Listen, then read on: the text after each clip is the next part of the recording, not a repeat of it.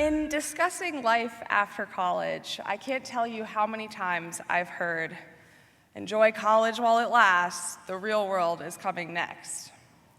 I find that advice very troubling. When we talk about post-college life as the real world, it diminishes the experience that we've had here. Beyond that, it sets us up to make decisions about our futures from a place of fear. We're being told that the world we've known in college is a sort of suspended vacation, and we're not ready for how miserable the next phase of our lives will be. I think we can agree that college has been different for all of us, but we're all expected to live out the same dire prediction. So the way I see it, we have a choice. Accept the real world as a lazy euphemism for running through the motions of a life and finding a job in a world that we just don't like, or commit to the hard work of leaving our classrooms, our communities, and our country better than when we found it. Looking at all of you today, I can say that we've made the right choice. We chose to come to American University and study at the School of Public Affairs. We've interned, worked, campaigned, protested. We've spent these last few years not just studying the world, but learning from the people who have helped shape it. We came to the school where we were honored to call civil rights activist Julian Bond professor.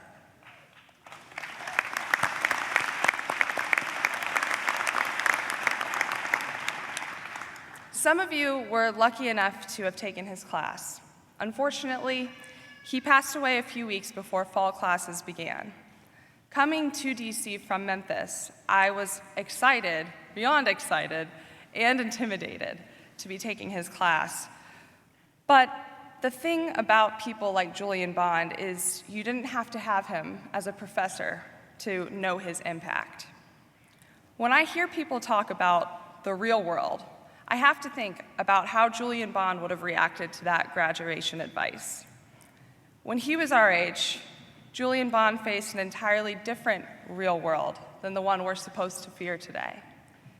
He knew a world of apartheid and racism and homegrown terrorism. He lived in a country that guaranteed him nothing but second-class citizenship at best and sent him daily reminders of his separate and unequal status. But he made no excuses.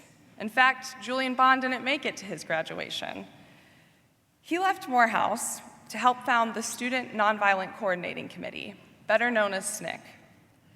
He helped shape a movement for mankind and went on to serve in the Georgia General Assembly for 20 years, even after repeatedly having to defend his right and legitimacy to be there.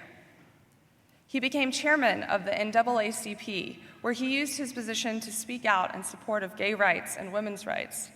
And after serving as the first president of the Southern Poverty Law Center, he came here, as you know, to teach at American. What if he had just accepted that life was disappointing? I think we can all appreciate the fact that he didn't.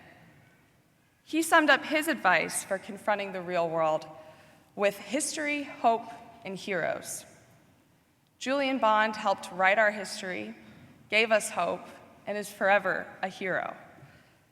So fearing life after graduation has become the rule. But class of 2016, I know that you guys aren't afraid to break the rules. I know this because of the emergency exits in Ward. Every day since we've been here, there's been a sign that says, "Do not open, emergency exit only, alarm will sound."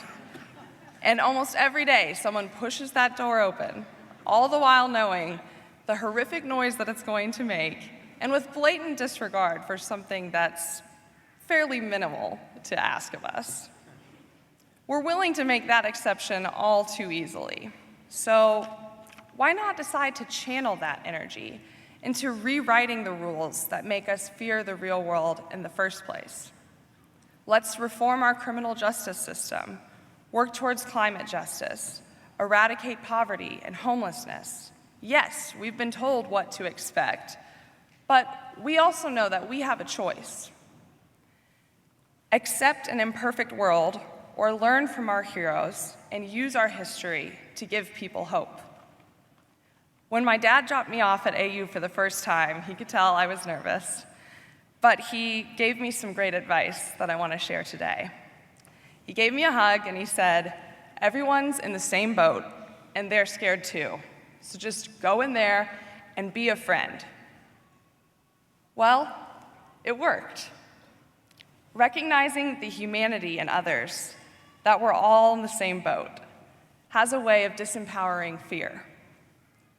When I look out at all the friends I've made and all the professors I've had, I can't be afraid because I'm reminded by Julian Bond's commitment to all of us. I'm reminded of how impressive you all are, of all the friends I've made, the support that I've been given, and the kindness I've seen.